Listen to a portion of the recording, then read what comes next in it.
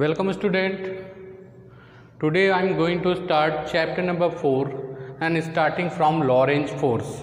Basically in particular lecture we are going to cover two topics, Lorentz force and force on a current carrying conductor placed in uniform magnetic field. Is that clear? So first we are start Lorentz force.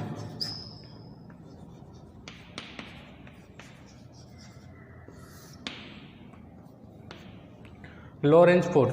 Suppose a charged particle Q is moving with velocity v.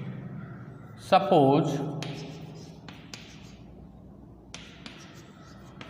a charged particle moving with velocity v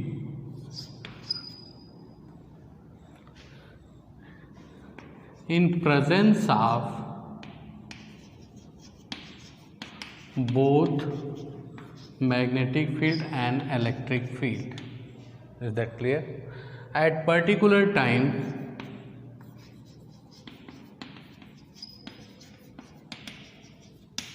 t equal to t, किसी particular time पे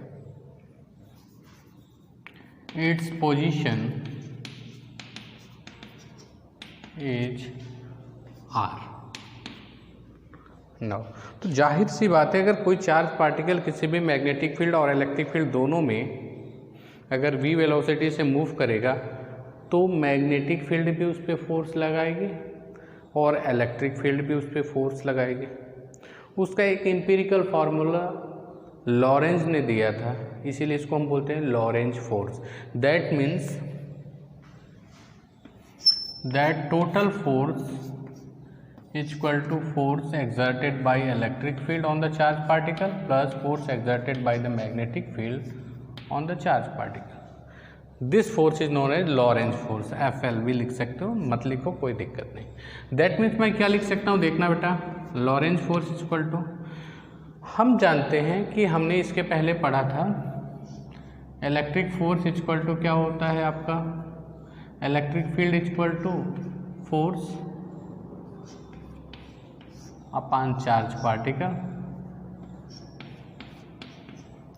तो क्या हो जाएगा बेटा, cross multiply करोगे तो क्या हो जाएगा, F R is equal to Q into E R. E R मतलब जो उस समय किस पोजीशन पे है.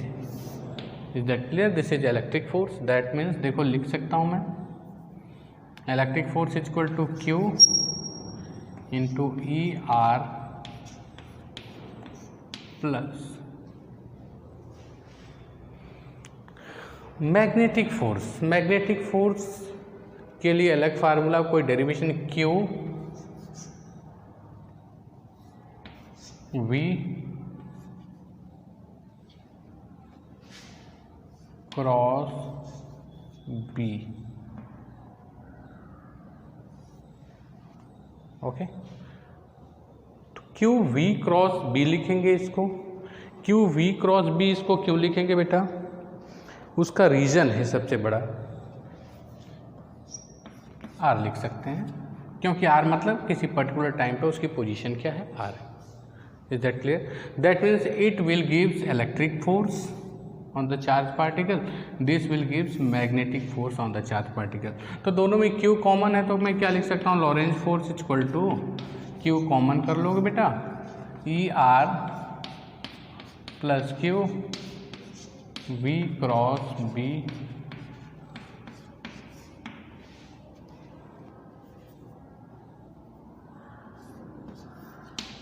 This is known as Lorentz force.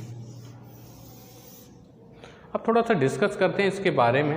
हम जानते हैं इलेक्ट्रिक फोर्स जो होता है आपका पॉजिटिव चार्ज पे फील्ड के डायरेक्शन में लगता है और नेगेटिव चार्ज पे फील्ड के अपोजिट डायरेक्शन में लगता है. That's it. ये भी सिंपल सी बात है. इलेक्ट्रिक फोर्स की बात कर लेते हैं, लेकिन मैग्नेटिक फोर्स में बहुत सारे पॉइंट्स आएंगे जिसको एक एक करके डिस्कस करेंगे. यहाँ पे जो मैग्नेटिक फोर्स है एफ एम है बेटा, ये है आपका क्यू वी क्रॉस बी है.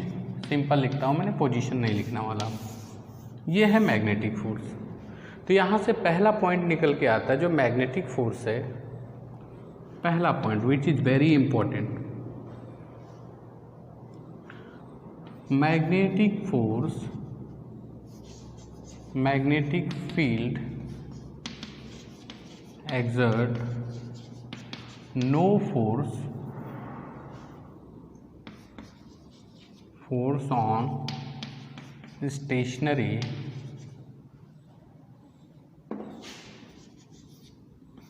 चार्ज।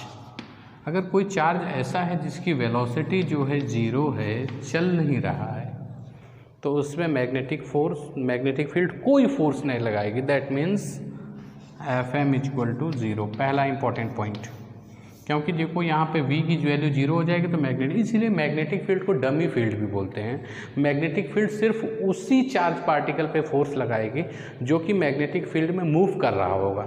अगर मैग्नेटिक फील्ड में ले जाके कोई चार्ज पार्टिकल रख दोगे तो वो फोर्स नहीं लगाएगी, लेकिन जब उसके अपोजिट में इलेक्ट्रिक फील्ड जो है वो चाहे चार्ज मूव करे तब भी फोर्स लगाएगी और चाहे चार्ज स्टेशनरी हो तब भी फोर्स लगाएगी। That means there are basic difference between magnetic force and electrical force. Electrical force, electric field apply force on charge particle whether it is stationary और whether it is moving with velocity v, यानी दोनों पे force लगाते हैं electric field.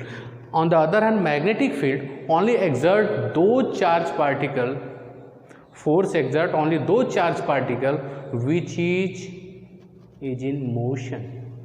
Okay, whenever it is stationery, अगर वो सिर्फ सुस्त बैठा है, वेलोसिटी उसकी जीरो हो, तो मैग्नेटिक फील्ड उस पर कोई फोर्स नहीं लगाएगी। Is that clear? This is the basic difference between electrical force and magnetic force. दूसरा बड़ा इंपॉर्टेंट है ये, if charge is moving parallel or anti-parallel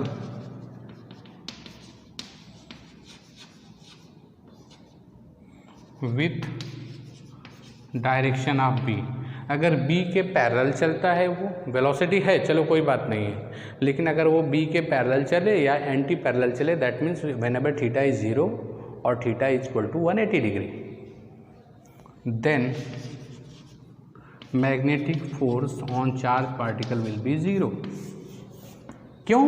क्योंकि इसको अगर हम एक्सप्लेन करें तो एफ एम इक्वल टू क्या हो जाए बेटा, q v B sine theta.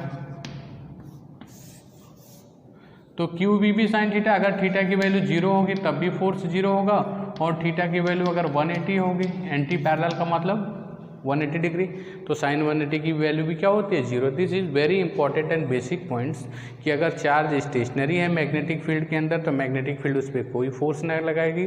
अगर चार्ज मैग्नेटिक फील्ड के डायरेक्शन में भी वेलोसिटी से जा रहा है या मैग्नेटिक फील्ड के अपोजिट भी वेलोसिटी से मूव कर रहा है तब भी मैग्नेटिक फील्ड उस पर कोई फोर्स नहीं लगाएगी। दिस इज वेरी की पॉइंट्स। ओके, अब मैग्नेटिक फील्ड का डायरेक्शन कैसे निकालते हैं वो देखते हैं, रब कर दें इसको इधर। ओके, तो देखो मैग्नेटिक फील्ड का डायरेक्शन कैसे फाइंड आउट करते हैं कि किस तरह से चार्ज पार्टिकल पे फोर्स लगाती है, क्या है उसके रूल्स। दो रूल्स हैं।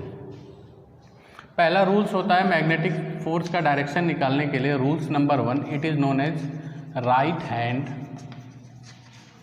Thumb rule. दूसरा स्क्रू रूल।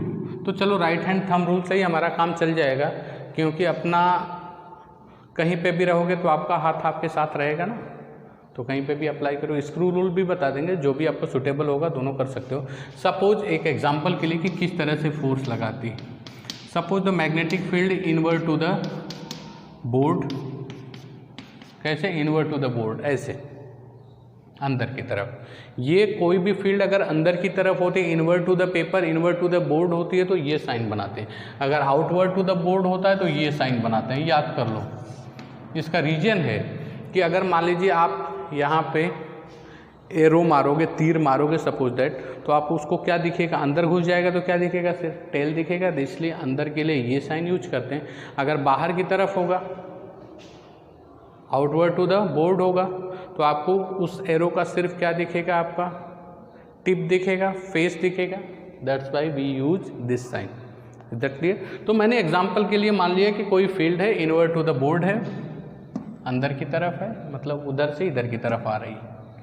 कोई चार्ज पार्टिकल है, मान लो Q है, V वेलोसिटी से एंटर करता है, तो अब डायरेक्शन कैसे फाइंड आउट करें? देखो वेलोसिटी का डायरेक्शन तो ये है बेटा, इधर जा रहा है, और मैग्नेटिक फील्ड का डायरेक्शन क्या है? अंदर है। तो अपने राइट हैंड को, चूंकि फार्मूले में क्या है, V क्रॉस B है, तो पहले V है, वेलोसिटी है, बाद में क्या है? Magnetic field. तो अपने राइट हैंड को वेलोसिटी से मैग्नेटिक फील्ड की तरफ रैप कर दोगे, यानी घुमा दोगे। Then our thumb will give the direction of force. Is that clear? तो V का डायरेक्शन देखो बेटा, इधर की तरफ है, और B का डायरेक्शन क्या है? इनवर्ट टू द बोर्ड है। तो V से B की तरफ घुमाओगे तो अपना थंब किधर है? ऊपर की तरफ। दैट मीन्स इस पे फोर्स, मैग्नेटिक फोर्स किधर की तरफ होगा? ऊपर की तरफ होगा। Is that clear? Is that clear? चलो एक और कर लेते हैं। Suppose magnetic field outward to the board है, बोर्ड से बाहर की तरफ है। एक चार्ज पार्टिकल है, V वेलोसिटी से एंट्री करता है कोई भी चार्ज पार्टिकल इधर की तरफ। तो अब देखो फील्ड का डायरेक्शन आपकी तरफ, आउटवर्ड टू द बोर्ड, और वेलोसिटी जो है आपकी चार्ज पार्टिकल की इधर है, ऊपर की तरफ है, ऐसे है। तो अपने राइट हैंड को V से B की तरफ घुमाएंगे। V किधर है? वेलोसिटी क्या है? देखो ये है। B क्या है? आपकी तरफ। तो देखो V से B की तरफ घुमाओगे, B आपकी तरफ है, V से B की तरफ घुमाओगे, our thumb will give the direction of magnetic force. That means force exerted on this charge particle is like that. Is that clear? Is that clear और नॉट? तो इस तरह से हम मैग्नेटिक फोर्स फाइंड आउट करते हैं with the help of right hand thumb rule. और एक और नोट पॉइंट इसमें है, बड़ा इंपॉर्टेंट है नोट पॉइंट। कभी भी चार्ज पार्टिकल पे लगने वाले फोर्स को हम usual right hand thumb rule से तो फाइंड आउट कर लेंगे, लेकिन अगर वो चार्ज नेगेटिव हो, सपोज दैट नेगेटिव हो, तो सपोज मैंने अगर ऐसे कि अगर ये चार्ज नेगेटिव होता, मैंने V क्रॉस B, फोर्स का डायरेक्शन इधर आया, ध्यान देना इसको, V क्रॉस B, फोर्स का डायरेक्शन इधर है। लेकिन अगर चार्ज ये नेगेटिव होगा तो ये डायरेक्शन फोर्स का जो होगा उसको अपोजिट कर देंगे अपने आप। नेगेटिव के लिए जो यूजुअल डायरेक्शन आएगा राइट हैंड थंब रूल लगाने पे, उसका क्या कर देंगे? अपोजिट फॉर नेगेटिव चार्ज के लिए। Is that clear? वो अपने आप नेगेटिव कर देंगे। दैट मीन्स क्या होगा? जो फोर्स का डायरेक्शन इधर है, अपने आप इसको हम किधर एज्यूम कर लेंगे? इधर, क्योंकि चार्ज कैसा है? नेगेटिव। इस तरह से this is all about Lorentz force. Lorentz force में मैंने बताया कि कोई चार्ज पार्टिकल किसी मैग्नेटिक फील्ड में अगर ट्रैवल करता है V वेलोसिटी के साथ, और वहाँ पे इलेक्ट्रिक फील्ड भी प्रेजेंट है, किसी पर्टिकुलर टाइम पे उसकी पोजीशन R है, तो लॉरेंज ने एक एम्पिरिकल फार्मूला दिया है कि फोर्स इक्वल टू क्या होगा? Total force equal to force exerted on charge particle by the electric field plus force exerted on the charge particle by magnetic field, दोनों के सम के बराबर होता है। It is known as Lorentz force. फिर मैंने आपको पॉइंट्स बताया कि जो मैग्नेटिक फोर्स होता है वो अगर किसी भी चार्ज पार्टिकल की वेलोसिटी क्या होगी? 0, then magnetic field exert no force on the charge particle. Whenever charge particle is moving parallel or anti-parallel to the magnetic field, then magnetic field also exert 0 force on the charge particle. On the other hand, electric field exert always force whether charge is moving or not, whether it is parallel or anti-parallel. Is that clear? This is the basic difference between electric force and magnetic force. Now we are moving towards force on current carrying conductor. Sorry, force on current carrying conductor.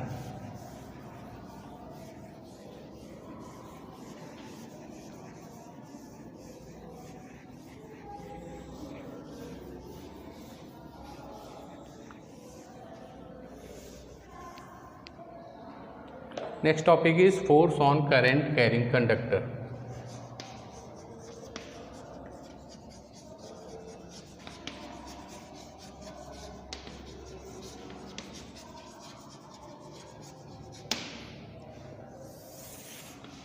Suppose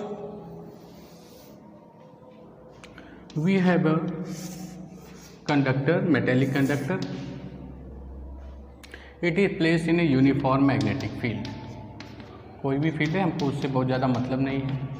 एक formula draw करेंगे हम।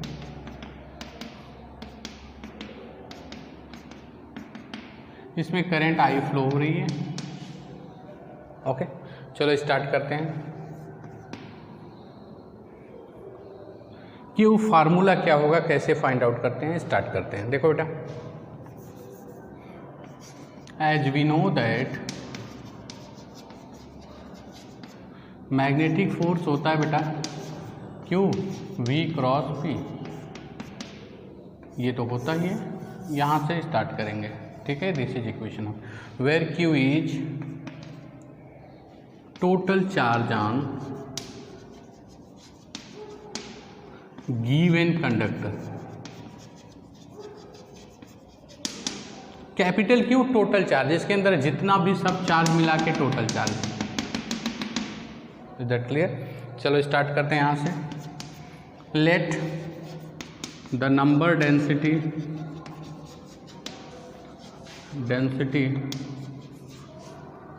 इन given conductor is small है। Number density का मतलब number of charge per unit volume, number of charge per unit, यानी एक unit volume में कितने चार्ज हैं, n। Okay,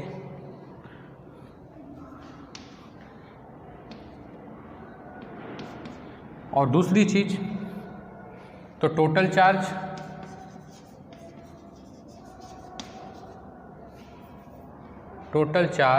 on the given conductor equal to क्या हो जाएगा, देखना बेटा। Total charge Q equal to volume, एक यूनिट वॉल्यूम में n चार्ज है, एक यूनिट वॉल्यूम में n चार्ज है। ओके, तो इतने वॉल्यूम में कितना चार्ज होगा, मान लो इसका एरिया ऑफ क्रॉस सेक्शन बेटा a है और लेंथ मान लो कितनी है, l है। तो वॉल्यूम इनटू, देखो n, एक यूनिट वॉल्यूम में n चार्ज, तो टोटल वॉल्यूम में कितना चार्ज, मल्टीप्लाई कर देंगे, इनटू क्या हो जाएगा, Q। क्योंकि हम जानते हैं Q इक्वल टू क्या होता है, total number of electron, total number of charge. अगर इलेक्ट्रॉन के केस में होता तो total number of electron into e करते थे, लेकिन यहाँ पे मैंने चार्ज को क्या माना है, Q माना है, स्मॉल q। एक चार्ज को, वहाँ पे एक इलेक्ट्रॉन को ई मानते हैं, तो क्या हो जाएगा, यहाँ से जो वॉल्यूम इंटू एन क्या हो जाएगा, वॉल्यूम क्या हो जाएगा बेटा, A into l, area of cross section into n. तो ये टोटल एन हो जाएगा, capital N. Total number of charge into e करते थे, तो यहाँ पे क्या करेंगे बेटा, क्यू करेंगे। तो टोटल चार्ज हो गया आपका Q equal to N A L into N into Q. Now it can be written as, तो ये वैल्यू उठा के यहाँ पे पुट कर दोगे। सो इट विल बिकम्स, क्या लिख सकते हैं, मैग्नेटिक फोर्स इक्वल टू बेटा हो जाएगा आपका A L N into Q, क्यों नहीं, स्मॉल क्यू, एक चार्ज,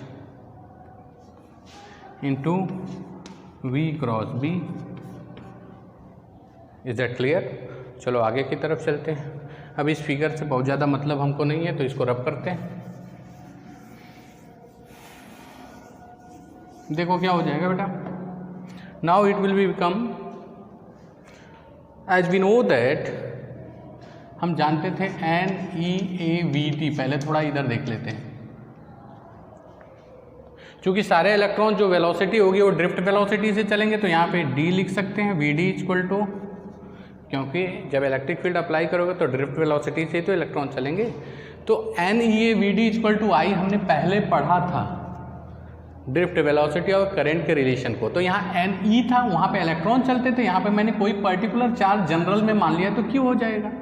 तो यहाँ से क्या हो जाएगा, देखना, n Q we d equal to I upon A, यानी n Q we d equal to मैं क्या लिख सकता हूँ, करंट डेंसिटी J लिख सकता हूँ बेटा, N Q we D. Okay, N Q we D, इसको मैं करंट डेंसिटी J लिख सकता हूँ। तो मैं देखो लिखने जा रहा हूँ, ध्यान से थोड़ा देखने का। तो क्या हो जाएगा, या यहीं से भी स्टार्ट करते हो तो यहीं से उसको कुछ ज़्यादा करने की ज़रूरत नहीं है, यहाँ से भी आप कर सकते हो। देखो यहाँ से भी कर सकते हो, हम कर सकते हैं, ये कर सकते हैं। चलो इतना लंबा नहीं खींचने की ज़रूरत है। I equal to n q A v d, ये तो पढ़ा है आपने। देखो एन क्यू ए, तो मैं क्या करता हूँ, क्योंकि करंट जो होती है it is a scalar quantity. Okay, लेकिन जो एलिमेंट होता है एल, जिसको हम बोलते हैं करंट कैरिंग आई डी एल, ये जो लेंथ होती है वायर की, वो क्या होता है, as a consider as a vector quantity. तो मैंने क्या करना है, यहाँ पे सिंपल सी बात करना है कि जो एल, जो वेक्टर जो होगा उसको ट्रांसफ़र कर देते हैं एल पे। Is that clear? और वी डी को बाहर निकाल लेते हैं। तो क्या हो जाएगा देखना, एफ एम इक्वल टू, ये देखो A N Q we D, ये हो जाएगा एल क्रॉस बी। कोई दिक्कत? Is that clear? मैंने फिर से बताना है, ऐसा मैंने क्यों किया, क्योंकि करंट क्या होती है आपकी स्केलर क्वांटिटी है, लेकिन जो करंट कैरिंग एलिमेंट होता है आइडियल, ये क्या होता है, वेक्टर क्वांटिटी होती है आई एल, और इसका डायरेक्शन वही होता है जो करंट का डायरेक्शन होता है। तो इसलिए मैंने जो वेक्टर जो है वी डी से ट्रांसफ़र कर दिया एल पे। Is that clear? अब देखो ये क्या बन गया बेटा, देखो ए तो ए ही है, एन तो एन है, क्यू भी है और वी डी है। इसको मैं क्या लिख सकता हूँ, आई लिख सकता हूँ बेटा। तो it is F M equal to I L cross B. This is force on current carrying conductor. Is that clear? अगर मान लो इरेगुलर शेप हो किसी वायर का, इस तरह से कुछ हो सपोज दैट, तो इसी को हम क्या लिख सकते हैं, समीशन के फॉर्म में लिखते हैं। डी एफ इक्वल टू क्या लिख सकते हैं, D F M equal to I D L cross B. यहाँ पे क्या कर देंगे, इंटीग्रेशन का साइन लगाएंगे, और जितना एरिया के ऊपर या सपोज जितनी लेंथ के ऊपर इंटीग्रेशन होगा इंटीग्रेशन कर देंगे। ये आपके एनसीईआरटी में ऐसे दिया होगा, आइडियल क्रॉस बी, यहाँ पे जी। Is that clear? दोनों एक ही चीज़ है। तो जब इरेगुलर शेप होगा इस तरह का इंटीग्रेशन कर देंगे, नहीं तो ये फार्मूला मिल जाता आइडियल क्रॉस बी। थोड़ा देखते हैं इससे फार्मूले में फोर्स ऑन करंट कैरिंग का डायरेक्शन कैसे फाइंड आउट करते हैं। चलो एक और एग्जांपल देखते हैं। This chapter is all about direction. ये जान लो, अगर आपको डायरेक्शन निकालने नहीं है तो एक एक चीज़ को सीखो और उसको नोट करते चले जाओ। सपोज मान लो ये कंडक्टर है,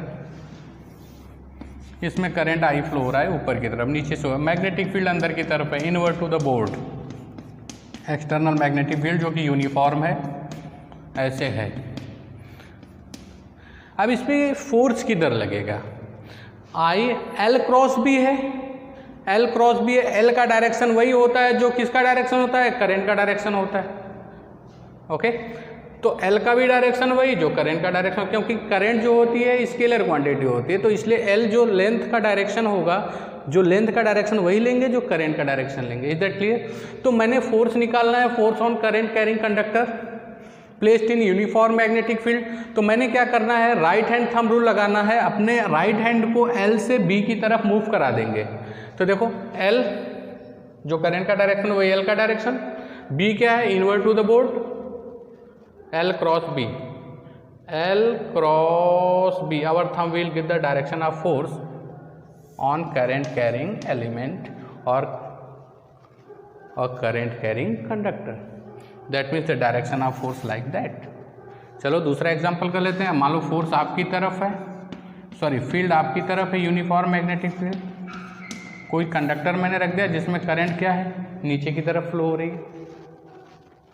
ओके, तो फोर्स का डायरेक्शन कैसे निकालोगे आप, एल क्रॉस बी, जो करंट का डायरेक्शन वही एल का डायरेक्शन, तो L क्रॉस B, L नीचे की तरफ, B आपकी तरफ, ठीक है, L नीचे की तरफ, B आपकी तरफ, देखो L नीचे की तरफ, B आपकी तरफ, यानी नीचे से आपको आपके डायरेक्शन में मुझे आना है। देखो L cross B, L cross B आपकी तरफ, L क्रॉस B, फोर्स का डायरेक्शन क्या होगा? इस तरह से फोर्स का डायरेक्शन फाइंड आउट करते हैं। चलो इसको दूसरे तरह से भी निकालते हैं। फ्लेमिंग लेफ्ट हैंड रूल जो 10th में आपने पढ़ा था वैसे भी सेम आएगा। देखो Fleming left hand rule says that if we put our first finger in the direction of field and second finger in the direction of current, then our thumb will give the direction of force. Is that clear? तो चलते हैं। देखो field अंदर की तरफ है, लगा दिया है पहले को। करंट का डायरेक्शन क्या है? ऊपर की तरफ है। फोर्स किधर होगा? देख लो, दोनों से निकाल सकते हो जो आपको सुटेबल पड़े। ओके, यहाँ पे बात कर लेते हैं। फील्ड आपकी तरफ है, करंट नीचे की तरफ है, फोर्स देखो।